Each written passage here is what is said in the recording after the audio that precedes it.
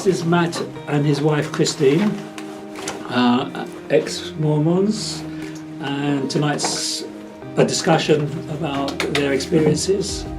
So it's over to Matt then, okay? All right, yeah, so they asked me to talk a little bit about Mormonism, specifically about good things and bad things, and about our experience of leaving.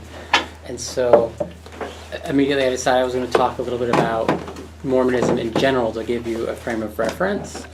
I don't know how many of you are very familiar with the Mormon faith, but it considers itself to be unique, right? It could be classified as a Protestant faith. They do not consider themselves to be Protestants. It's was founded by Joseph Smith and his family and some colleagues, and to give you kind of that frame of reference, it's the very beginning of the 19th century, and in Western New York, where Joseph Smith was raised, was referred to as the burnt out area.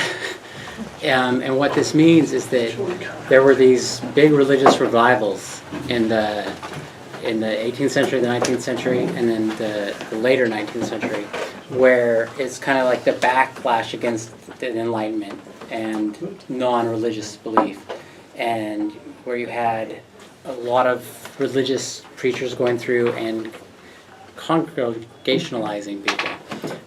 Lots of stump preaching, outdoor gatherings, getting people really excited about religion and belief and spiritualism, which had kind of been ebbing off in the American frontier, where they didn't worry much about organized religion. And so that's kind of the framework where it goes. And it's hard for me to break away from the standard Mormon narrative here and go into kind of the Joseph Smith and his family and who they were. So Joseph Smith's father was a very charismatic person, and he married a wealthy woman, and she brought a lot of money into their relationship, which was gone very quickly because he was not interested in working the land. He was interested in kind of get-rich schemes, and none of that panned out. He wasn't very successful in any of these ventures. And so Joseph Smith, when he was young, was very poor, but they weren't proper farmers because that's too much work, right? They went out and did a lot of treasure hunting, and this is kind of the family business, as it were. And the way that works at the time, because there's not enough money to be had by finding Native American burial sites and looting them to live off of, right? And a lot of that area has been picked over, and people have already done a lot of looting. And so what you have to do is you have to find someone to sponsor you to try to find treasure. Well, how do you find treasure? Well, we don't have any modern technology to do it, and so you rely on the tried and true methods of the time, which is usually a seer stone. And of course, it's the American frontier. There are no crystal balls. So a seer stone is a special rock that you find that's better than other rocks. Right? There's something magical or mystical about it. It's especially round or colorful, or if you have a good sense for this sort of thing, you can pick out the magic rocks. And the trick is you put it in a hat, and then you cover it with your face to block out the light, and then you can receive messages or see things through the stone, and that will help you find treasure. And so if you are someone that wants to sponsor an activity like this, you find someone with a reputation for finding treasure, and they will use magic to find treasure. And I wanted to come to the correlation, but I didn't know if they did it in this country, or dowsing rods, or dowsing in water. Okay, so it's the same kind of idea. You find someone with the skill, and they have the dowsing rod, and they can find the water and tell you where to dig a well. And so Joseph Smith and his father, they would and his brothers to some extent, they would tell people where to dig for treasure. So back to the Great Awakening, Joseph Smith's very confused by all the conflicting stories. Everybody's saying we're teaching the Word of God, we stepped away from organized religion, we hate Catholics, we love God, we love the Bible. This is what the Bible tells us, and they don't agree. And so then Joseph Smith, when he's 14, prays and asks God for guidance, and then he has a vision. And depending on who he's talking to and when he told them, this vision varies a lot. It's either he dreams about an angel, or angels come and visit him, or a lot of angels come and visit him, Or finally, God the Father and God the Son as separate beings come and visit him and tell him that none of the churches are right and that he needs to wait. And so, and this is interesting to me for another point, because when we were growing up, there was only one version. It was not the version that Joseph Smith wrote himself. It was a version that was printed later in his life in the local newspaper. And that's the one with God the Father and God the Son. And it brings into the whole issue of plurality of gods, Mormons versus Christian. Is there a God the Father, and is Jesus the Christ a separate God? Mormons say yes. Christianity says no. That there's one God. Now, stepping back into the historian side. So Joseph Smith in the early 1820s went with his father on a treasure hunting trip, and they'd left New York, and they'd gone, and they were down in Pennsylvania, and they were boarding with this guy, Mr. Hale, who was a gentleman farmer. And Joseph Smith and his daughter, Emma, became friendly and developed a relationship. They ended up marrying against Emma's father's wishes, because he's like a poor kid that cons people out of money for a living. And he was a working man. And there's this really tearful confrontation between Joseph and his father-in-law, where Joseph promised, says, okay, yes, I've been doing this, but I'm going to give it up. I'm going to stop hunting for treasure. I'm going to become a farmer. I'm going to work the land. I'm going to be an honest man. And he marries Emma, and his father helps set him up in a farmstead, and he has this life. But it's not the life that fits, right? Joseph Smith is a bigger man than that. He can't just be a farmer. So then there's a story that I used to tell my kids about Uncle Joe.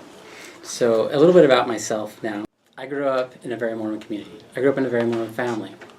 On my street, there were 3 houses that were not Mormon. I didn't know who lived in those houses. They were not members of our congregation, or our ward, as you would call it. I didn't know who they were, but there were these 3 houses. I knew which ones, like that one, and that one. People that weren't Mormon lived in them. I don't know. And there were 2 streets, is all, and that's our congregation of about 350 people.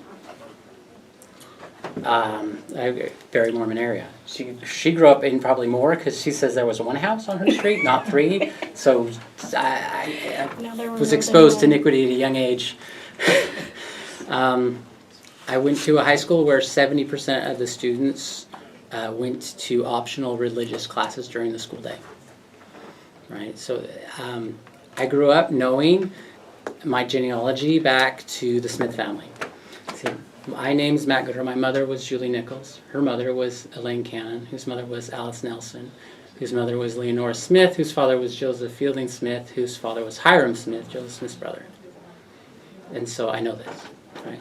There are not really direct descendants of Joseph Smith in the Mormon Church. Of his 5 children who survived, none of them went west when the Mormons went west. They all stayed. They didn't stay in the Mormon Church because his wife did not. But we'll get there. So, anyway, this is where I come from. Mormon. That I didn't know. I knew there were other things, but I knew they were bad. I knew they were wrong. It's like Jewish people grew up knowing that shrimp are bad, right? Or Muslim people grew up knowing that bacon is bad. I knew that all other religion was wrong and bad. Okay, because the best lie that Satan ever told was the wrong Jesus. Because if you can make a lie look like the truth, then you win. People are more likely to believe it. So the Mormon Jesus is the right Jesus, and all other Jesuses are the devil. Okay. Joseph Smith, so Uncle Joe, he's at the farm. He doesn't like it at the farm. He likes to go into town. He goes into Kirtland, Ohio. It's nice there. It's a town. There are people. There are nice clothes. There are nice things. And he's in there one day, and he sees an easy mark named Martin Harris. He's like, that guy is going to make my day. And he goes up to Martin Harris, and he says, look, Martin, my name's Joseph Smith, and I have a gift for finding treasure. And I know that there is a golden book out there. And if you give me $20, we will find that golden book, and we will be rich. And Martin Harris gave him $20. And I'm sure that the pitch was better than that. I just don't have Joseph Smith's ganache for salesmanship, or I would live in a much nicer house. Right? But at any case, he got money. And did not go get a golden book, right? And Martin Harris, a gentleman farmer, didn't let up. So he kept on Joseph Smith. Where's the golden book? Where are we going to find the golden book? And so then we find my very favorite first vision story. Okay, the best one is that Joseph Smith tells the guy he has to make a box. He's like, dude, I need you to build me a box. I need this wooden box. I'm going to pay for you later, right? Yeah. I'll pay for it, but I need it to get this golden book. And then Joseph Smith goes and he gets the book. And this is the story he tells to this gentleman. Is I went to get the golden book because I knew where it was. I found it. And I got out there and I dug it up and there was the golden book. And then I went to get it and then there was this toad.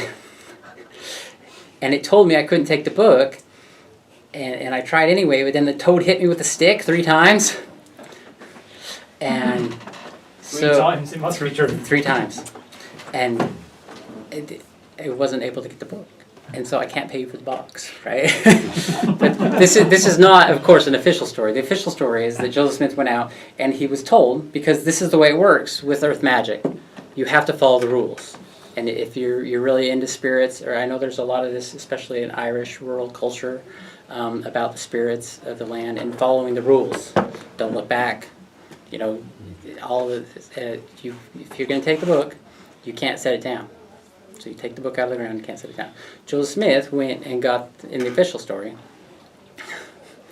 went and got the book, and he set it down on the ground to put the lid back on the box. So he gets out, digs up the stone box, takes the lid off, there's the book in there. He sets the book down, and then he goes, gets his box, and goes to put the book in the box, and the book isn't there anymore. It's back in the box in the ground. And he goes to take it back out of the ground, and an angel appears. And the angel explains to him that he didn't follow the rules. And so he's going to have to wait 3 years. He has to come back every year. And for 3 years, he can't take the book because he broke the rules. He can't look back. Or he'll turn into a pillar of salt. Can't send down the book. Or it disappears and reappears somewhere else. So, which is funny to me now looking back, because one of the things that Joseph Smith did a lot with people that paid him to find treasure is they would know where the treasure was, because you could see it in the peepstone. And you'd go out there and you'd dig it out, and the spirits had moved it. So you would tell your sponsor, I know where it is, we're going to go, we're going to dig it up. You go, you dig the hole, it's not there anymore. Well, the spirits moved it. So we're going to have to go dig somewhere else, we need some more money. So this is what happened with the Golden Book. And Martin Harris is happy for 3 years. and then eventually he's like, okay, the 3 years is up, I've got the book. I have the book. Okay, we're going to start translating it. With the book in the ground, there was a pair of translators. And Joseph Smith called them Urim and Thummim, which is a name taken from the Bible. They're magic stones that were on Aaron's breastplate, Moses' brother. And he's going to use these to translate the book. But you can't see the book. I have the book, but you can't see it. The angel says no one else can see it. But we're going to take this book, and we're going to translate it, and we're going to make money. So they started work on a translation. And Joseph works on it some with his wife, right? And some with Martin Harris. And Martin Harris goes and helps him, because he's like, okay, finally, we're going to get some money back on this investment. And they end up getting to 116 pages. And Martin Harris's wife, the whole time, is like, where are you going? Oh, you're hanging out with Joe Smith. Well, what are you guys doing? Has been giving him a hard time about sponsoring this guy who's kind of a known fraud and has been spending all this time and money helping out Joe Smith for this book. And Martin Harris has been explaining, and it's about how they're working on it. They've got 116 pages translated already from the book, and they're going to sell it. And Martin Harris's wife convinces Martin Harris, who convinces Joe Smith, to take the pages and show them to his wife so that she'll calm down and be happy about it. And then the pages went missing. And so Martin Harris explained to Joseph Smith, the pages are gone, we can't find them. And then Joseph Smith said, well, that's it. I told God, and an angel came and took the plates, and he took the translators, and we're done. No more. And that ended it for a while. But apparently it was a good idea, because later Joseph Smith got someone named Oliver Cowdery to help him do a translation again. And because God knew that they were going to lose the pages, God had prepared two different sets of that same part of the story, where there was from the larger plates, the more historical version, and then the more condensed, more spiritual version that were all in the Golden Book. And we're not going to translate from the old one again. We're going to translate from the second copy in the same book, because it's going to be a little different, right? But it's okay, because God prepared the way for me to lose the pages, get the book taken away, get the book given back, and I'm going to translate it with my seer stone, the Old Faithful, right? And so they get this book translated and start trying to sell it. And Joseph Smith sends Oliver Cowdery up, because they can't sell a copyright for this book locally. Nobody was interested. They go up to Canada and try to sell it. The Canadians don't want it either. And so then they start proselytizing with it. So the Book of Mormon is mostly history. It reads a lot like if Kings, Corinthians, Acts of the Apostles, and the Gospel of St. Matthew had a baby. Okay? So it's a lot of history with some Jesus in it. And it takes place from 600 BC to 400 AD. So in 600 BC, Jesus, God, goes and tells this family in Jerusalem, these Hebrews, that they need to leave because Jerusalem's going to be destroyed. This is before the Babylonian captivity, right? And so then they take off and they walk down across Saudi Arabia and they build boats and they sail to the New World. And that's Lehi, his children, and their spouses. And they take with them a copy of scriptures called the bronze plates that they steal before they leave Jerusalem, kill the guy that was taking care of them, and take them and head to the New World. And so they have scripture, they have religious teachings, and they get to the New World, and they eventually split into two groups of people: the white people that are the good people, and the people that chose not to follow the prophets and God, and they were the cursed with dark skin, and they're the Lamanites. So you have Nephites. Cursed with dark skin. Yeah, they're cursed with dark skin, which is very similar to like, we could talk for days about race and Mormonism, but it's similar to the idea of the mark of Cain. And so they... New World. You said they went to the New World. Yes, sorry, the Americas. You do mean the Americas? I do mean the Americas. 600 BC. Yes. Yeah. You need to explain what the Mormons think the Book of Mormon is. Yeah, so the Book of Mormon then is, it's a tool, because, right, God knew that Jesus was going to come and save the world from sin. And then he knew that the Roman Catholic Church was going to come up and destroy everything good about religion.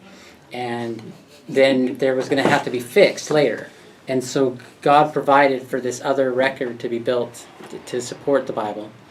And that was brought back with Joseph Smith, who we have the apostasy, which is the death of proper religion after Christ's death. And after Paul died, it was just gone, right? And then we have the Restoration in 1830, where Joseph Smith brings back the truth and the light of the world. And the Book of Mormon is a tool to help show people that this has happened.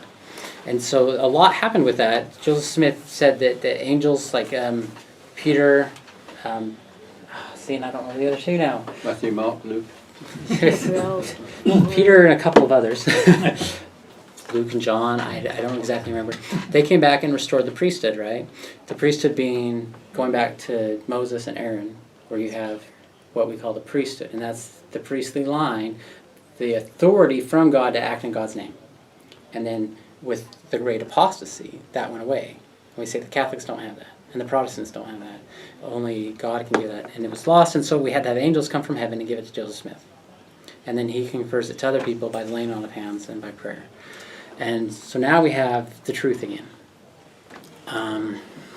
The church gets organized in 1830, and only a few years later, someone, Sidney Rigdon, in Kirtland, Ohio, joins the Mormon Church because of the missionaries that have been going out and because of the book. And he has a congregation of 100 people there in Kirtland, and they all convert. And so now most of the Mormons are in Kirtland, because that's bigger than the group of people that are out there in Pennsylvania still. And so then Joseph Smith and his friends and family that are all the church at the time, they all moved to Kirtland, Ohio. And the Mormon Church does very well because we're now taking this book, the Book of Mormon, and going out to the world and explaining to people that God has restored the truth to the earth, and this book proves it. And especially in England in the late 1830s and 1840s, lots of people joined the Mormon Church. And at the time, you joined the Mormon Church, you all traveled to the Mormon Church headquarters. And so everybody went to Kirtland, Ohio. And then eventually got enough Mormons that they sent a bunch to Independence, Missouri. And so Independence, Missouri also had a large collection of Mormons. So now we have these groups that are bringing people in there, all moving to Kirtland or to Independence. And that was fine, but in Independence, Missouri, they had trouble because all of a sudden, out on the frontier in Independence, Missouri, you have a huge group of people that are different, that are weird. Most of them are European origin, and they have this weird religion that we don't know anything about, and they're taking over everything.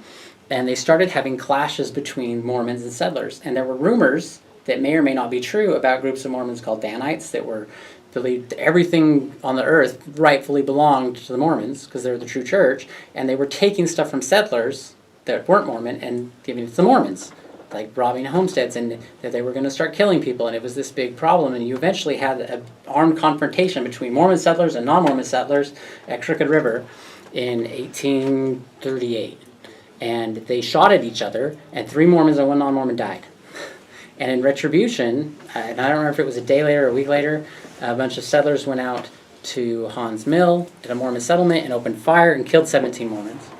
And then the Mormons all gathered up, and they built a hasty militia and were ready to fight. They were going to go to war. And then the governor of Missouri got the state militia, and they came down and said, our army's way bigger than yours. You need to surrender. And then Joseph Smith did. He surrendered. He and about 50 other Mormon leaders were all arrested, and some of them were released. Some of them went to prison in Liberty, Missouri. And the governor of Missouri signed an order that all the Mormons had to be expelled from the state. Right? And the Mormons called the extermination order. It's not its real name. It's something like the extradition or... Extradition. Thank you. The extradition. And these Mormons moved to Nauvoo, Illinois, primarily. And where there was nobody. They went to the far western reaches of the United States, to an area that nobody wanted. It was just terrible, boggy, marshy area, and they set up there and built farms. They built a city. And Which city? Nauvoo, Illinois. Okay. And Joseph Smith was in Liberty Jail. And while he was there, he talked to God, and he wrote down all of it. And it was great. I don't remember how long he was there, 6 months, something like that. It was a significant amount of time. And then they were doing a prisoner transfer, and his buddies showed up, and he escaped. And he went back to Ohio. And in those days, there weren't agreements between states in the United States for extradition or anything. He left Missouri, so he was fine. He escaped from prison. He went to Ohio. And he was there in Kirtland, and the other saints were up in Nauvoo, and that was fine until he got in trouble in the law in Kirtland because he wanted to open a bank, and he couldn't get permission to open a bank, and so then he made a building society, and he called it the Kirtland Anti-Banking Society, and they printed money with Joseph Smith on it, and the whole bank was based on the value of land, and because of Western expansion and speculation, the land was way overinflated. It's kind of like what happened to Ireland not very long ago, where you have banking based on land, and the price of the land falls. And then all of a sudden, all your money's worth nothing, and then these people that have lost everything try to take legal action, and Joseph Smith was in trouble with the law, and it was a big problem, and he fled Ohio, and took about half the members of the church from Ohio with him, and they left. And then everybody else stayed and kind of fell away from the Mormon church. But now everybody's in Nauvoo. And we still have missionaries baptizing people in England, mostly. And they're coming over to Nauvoo. And Nauvoo continues to grow. And it's in Nauvoo that we start practicing polygamy. So Joseph Smith knocked up the nanny. And his wife got upset. And so Joseph went and prayed and talked to God and got a revelation about how his wife needed to keep her mouth shut because it's what God wanted.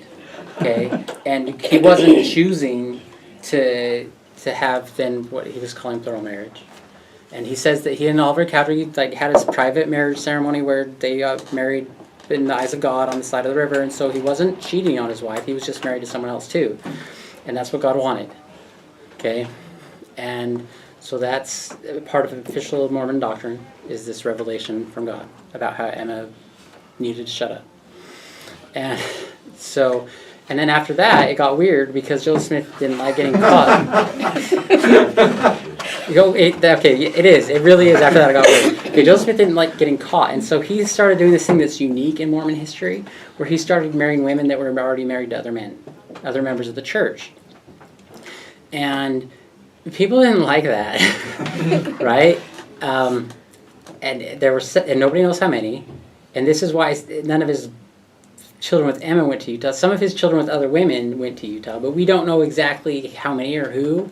There are some that have tradition that this person was. We don't know, because they're all married to someone else, who's usually a member of the church. And so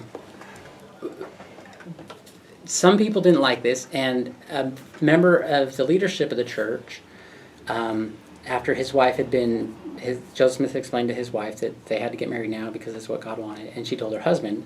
He wasn't very happy about that, and so he did some digging and figured out all this was going on. You had the elite Mormons that were practicing polygamy in secret to everyone else.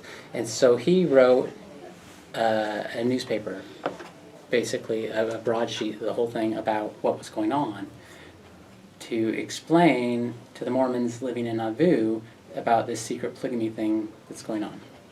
And Joseph Smith was told about it, and he decided that the right thing to do then was to have some people go down and destroy the printing press.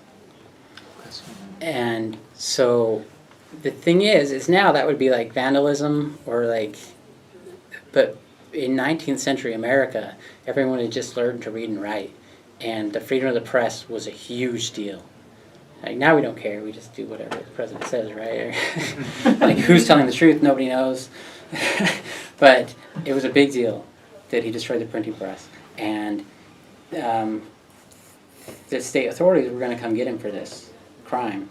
And Joseph Smith riled up the Nauvoo militia. He'd been in Nauvoo for a long time. He was the general of the Nauvoo militia. He had his own army. Okay, and so he got them all organized, and he was going to go to war with Illinois. They weren't going to come get him. And then at the last minute, he backed down again. And they took him and they put him in jail in Carthage, like kind of the next town over. And while he was there, an angry mob, who some people say, like when I grew up, I was told they were working for Satan because they were going to destroy the truth, right? And some people say that the law was mainly built out of former members of the church or people that were upset about polygamy or had some other beef with the prophet. It's tough to say because they didn't exactly take roll. But during the night, the prison guards left, and the mob was trying to break into the building. Joseph Smith had a gun that somebody had snuck to him earlier in the day, and he opened fire on the mob, and the mob returned fire, and Joseph Smith and his brother Hiram were killed.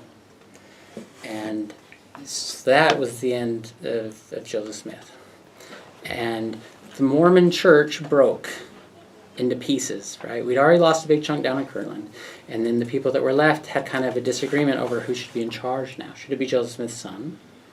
Should it be his friend Brigham Young, who's one of his buddies in polygamy that was a big leader in the church? Should it be someone else? And they ended up splitting, and Brigham Young took what is probably the majority, but again, don't know exactly, the Mormons out to Utah. They left the United States and went to Mexico, because at the time, the territory of Utah was in Mexico. And there they felt that they could be not harassed. Very, very far from the Mexican government, middle of nowhere. And they continued to send missionaries out and continued to grow as people joined the church and went to Utah. And so now you have a group of people that are separated geographically, culturally, religiously from everybody. And they're continuing to grow in isolation. And they do pretty well out there in Utah.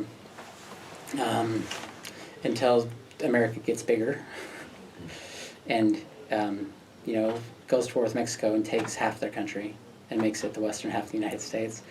And then we ended up having what was called the Mormon War. So in the lead up to the Civil War, there was a lot of concern about the western states and adding states to the Union. And what on earth were the Mormons going to do? They're now in the United States. And there's this guy, Brigham Young, that's a polygamist. He has dozens of wives and children, and he's ruling this large group of people out there in the middle of nowhere, and nobody knows what way they're going to go. And are they going to support the North? Are they going to support the South? Are they going to be something else? What are they doing? And so the United States government sends a group of soldiers out to Utah, and the Mormons see this as an invasion, and the soldiers are told to go out there and not cause trouble, but keep an eye on things, or maybe if things go bad, you know. And so the Mormons start attacking their supply lines and doing all sorts of damage to them. It's during this time that something in Mormon history called the Mountain Meadows Massacre takes place, where there's a group of settlers. They're on their way to California, going down through Utah, and in the South, they're accused by the Mormons of being Army spies, and then they're released, and then they're attacked by a bunch of Mormons who were dressed up as Native Americans and killed everyone over the age of 8, and took all their cattle and everything, and it was like, this is what's going on. And then in Salt Lake, the Army builds a fort. The Mormons stop working on their temple. They hide it. They're convinced that the Army's going to come, take their children, kill them, because that's what they've been told about what happened before out in Nauvoo and out in Ohio. And so again, you have this, that ended up being diffused after a year. Brigham Young stepped down as the temporal leader, as the governor, and a non-Mormon was made governor of Utah. So that kind of worked out. And then Utah, for another 20 or now how long? If that's so when did polygamy end? It was, I wrote it down, I thought. I didn't write it down. 1890. So another 40 years, Utah was a territory, and the Mormons continued to practice polygamy. But the United States was getting big by then. All the area around Utah was states. There was just this territory, and it kept getting chunk. The Mormons called it the Territory Deseret, and the Americans called it the Utah Territory. And it kept getting pieces chopped off of it for like Colorado and for Idaho and Nevada and New Mexico, and they wouldn't make Utah state because of the polygamy.